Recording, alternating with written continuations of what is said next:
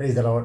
आप सबको जय मसीह की। मैं परमेश्वर का धन्यवाद देता हूँ एक बार फिर से कि परमेश्वर ने समय दिया है कि उसके जीवित वचन के ऊपर हम मनन करें, और समय है हमारे पास कि हम परमेश्वर के वचन को पढ़ें, सुनाएं, और वचन में जो भी बातें परमेश्वर ने हमें बताई हैं उसी के अनुसार हम खुद भी जिएं और लोगों को भी वैसे ही करने के लिए हम बाध्य करें। हालेलुया।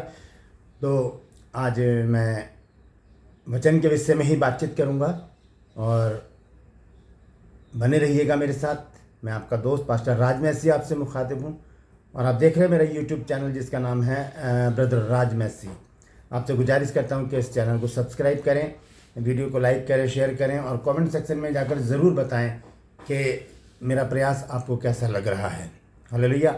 तो आइए आज के वचन को शुरू करते हैं। और मैं बता देना चाहता हूँ कि कुछ दिनों पहले मैं एक पास्टर की वीडियो देख रहा था। तो वीडियो नहीं, थंबनेल था उनका, और उन्होंने लिखा था कि जो पास्टर लोग आजकल गुज़र रहे हैं, या सीधे शब्दों में कहूँ कि वो खुदा के पास चले गए हैं या मर रहे हैं, उनके विषय में लिखा था क्या वो अपने पाप के कारण मर रहे हैं।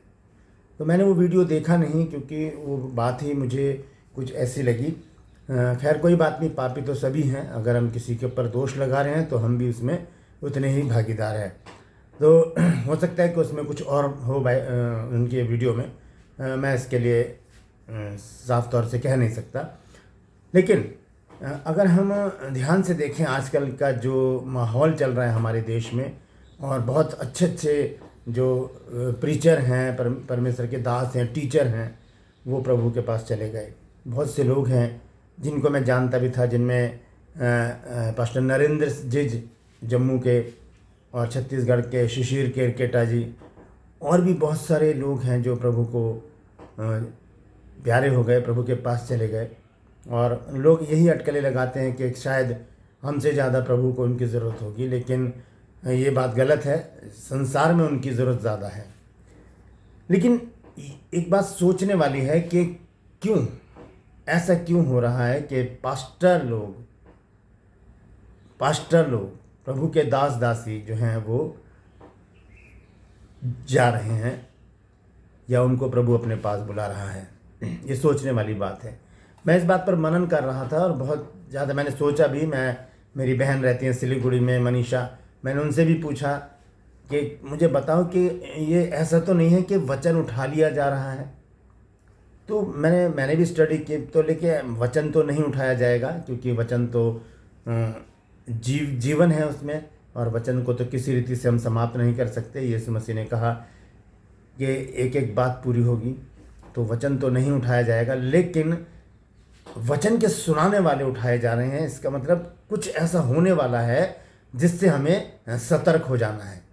कुछ ऐसा होने वाला है। ये बात हमें ऐसा हिला देती है कि हम किस प्रकार से अभी हम अपना जीवन जी रहे हैं, क्योंकि अभी हमारे पास बहुत सारे प्रभु के दास दासियां हैं जो परमेश्वर के वचन को हमें सिखाते हैं, समझाते हैं, और परमेश्वर के वचन को हमारे साथ शेयर करते हैं, प्रीच करते हैं हमें, और टीच करते हैं। तो कहने का मतलब यह है कि इस समय जो ये दौर चल रहा है, बहुत से लोग कह रहे हैं कि ये अंतिम समय है, और बहुत सी वीडियोस में देखता हूँ उसके थंबनेल कि ये एंड टाइम है, और ये भविष्यवाणियाँ पूरी हो रही हैं, प्रकाशित वाक्य पूरा हो रहा है। मैंने भी एक वीडियो डाला था प्रकाशित वाक्य 6 की 8 आयत पर, कि उसमें एक ही वचन था कि उसमें लिखा था कि अंत के दिनों में ऐसा होगा।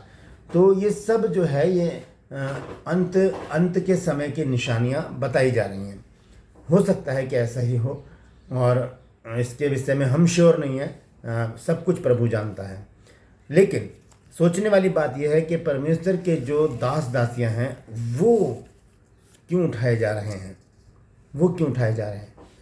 है ना। तो जब मैंने इस बात पर खोजबीन की, सोचा, मैंने अपनी सिस्टर से भी कहा, और भी कुछ लोग हैं जो मेरे संपर्क में हैं वचन को जानने वाले, उनसे भी मैंने बातचीत की। तो एक वचन हमारे पास आया, और वो वचन सबके पास एक ही साथ आया, और वो था आमोस 8 अध्याय और उसका 11 पद।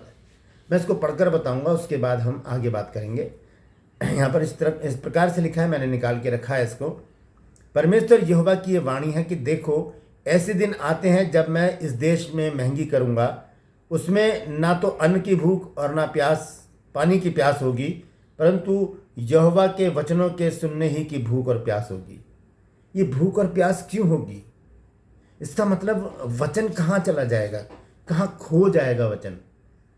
हम आजकल ऐसा देखते हैं कि कोई मीटिंग है, सेमिनार है, या जहाँ पर बहुत सारे लोग इकट्ठे हो जाते हैं प्रभु के लिए, तो वहाँ पर पास्टर लोग बहुत होते हैं। जो स्टेज होता है वहाँ पर रॉ होती है कुर्सियों की, वहाँ पर 7, 8, 9, 10 ऐसे करके पास्टर बैठे होते हैं। 2 से शुरू होते हैं, एक तो बहुत कम ही होता है ऐसे मीटिंग्स में, 2 से शुरू होते हैं, 2, 4, 6, 8 इस तरह से काफ़ी पास्टर होते हैं वहाँ पर, और सुनने वालों की भीड़ होती है।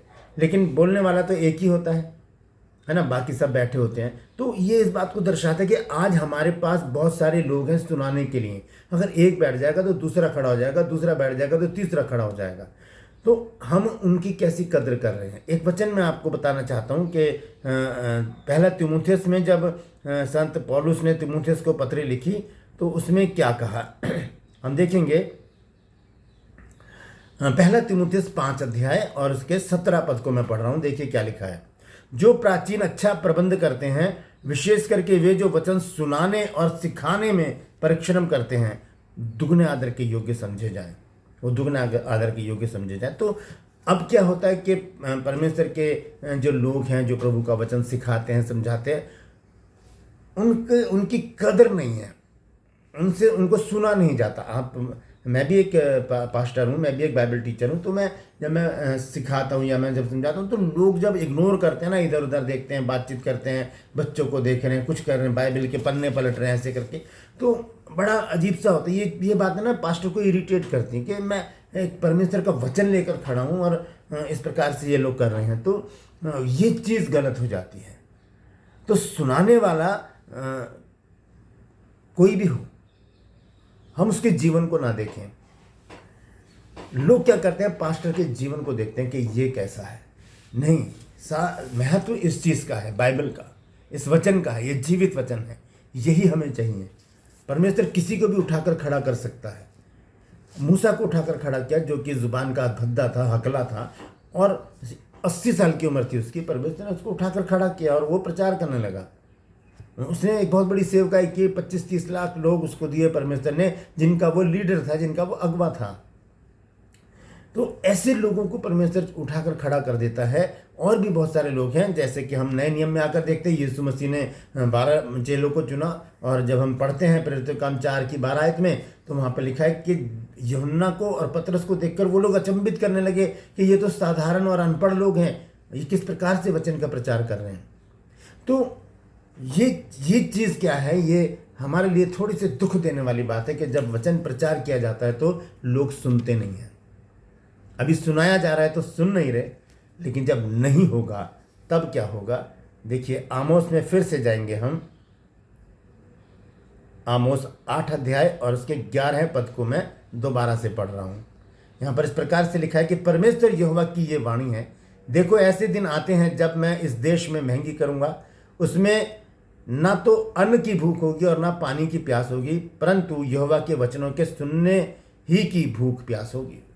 वो प्यास और भूख अभी नहीं है लोगों में। इसलिए परमेश्वर के जो लोग हैं वो बहुत मेहनत कर रहे हैं, दिन रात जाग कर प्रार्थनाएं करते हैं। और चाहे बारिश हो, तूफान हो, गर्मी पड़ रही हो, कैसी भी भीषण गर्मी पड़ रही हो, वो निकल कर जाकर क्या करते हैं, लोगों को प्रचार करते हैं, लेकिन सुनते ही नहीं हैं लोग। मुझे लगता है यही वजह है कि परमेश्वर ने अपने प्रियों को अपने पास बुलाया।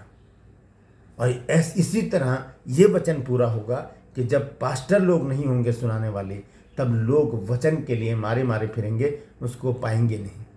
दोस्तों, आज हमारे पास समय है कि हम अपने पास्टर का आदर करें, हम अपने पास्टर को समय दें, हम अपने पास्टर को सुने, हम अपने पास्टर के पास जाएं, उनसे बातचीत करें, उनको एनकरेज करें कि हम आपके साथ हैं, आप आगे बढ़िए। क्योंकि बहुत ज़रूरी है कि एक कलीसिया जो है वो एक मुट्ठी बनकर रहे। अगर हम किसी चर्च के सदस्य हैं तो बहुत ज़रूरी है कि हम अपने पास्टर का साथ दें, उनका आदर करें, दुगना आदर। यहाँ पर लिखा है ना, अभी मैंने पढ़ा पहला तीमुथियुस 5:17 में, कि जो वचन सिखाने और सुनाने में परिश्रम करते हैं वो दुगने आदर के योग्य समझे जाएं। दुगने क्यों? पहली बात तो ये कि उनका पद ऊंचा है ना, पद ऊंचा है। दूसरा कारण ये है कि परमेश्वर उनके साथ रहता है। ये दो कारण हैं, इसीलिए लिखा दुगने आदर के योग्य समझे जाएं। तो ये आमोस 8:11 हमें इस बात को बता देता है, पक्का कर देता है कि प्रभु के जो दास लोग जो अब उठाए जा रहे हैं, हो सकता है उन लोगों के कारण जो वचन को नहीं सुन रहे, जो इग्नोर कर रहे हैं, क्या पता प्रभु इस वचन को पूरा करना चाह रहा है आमोस 8:11 को, कि मैं इस देश में महंगी करूंगा, उसमें ना तो अन्न की भूख होगी और ना पानी की प्यास होगी, परंतु यहोवा के वचन के सुनने की भूख और प्यास होगी। और आगे 12 आयत को मैं और पढ़ना चाहता हूँ। और लोग यहोवा के वचन की खोज में समुद्र से समुद्र तक और उत्तर से पूरब तक मारे मारे फिरेंगे, परंतु उसको नहीं पाएंगे। ये मिलेगा नहीं वचन, क्योंकि वचन सुनाने वाले उठाए जा रहे हैं।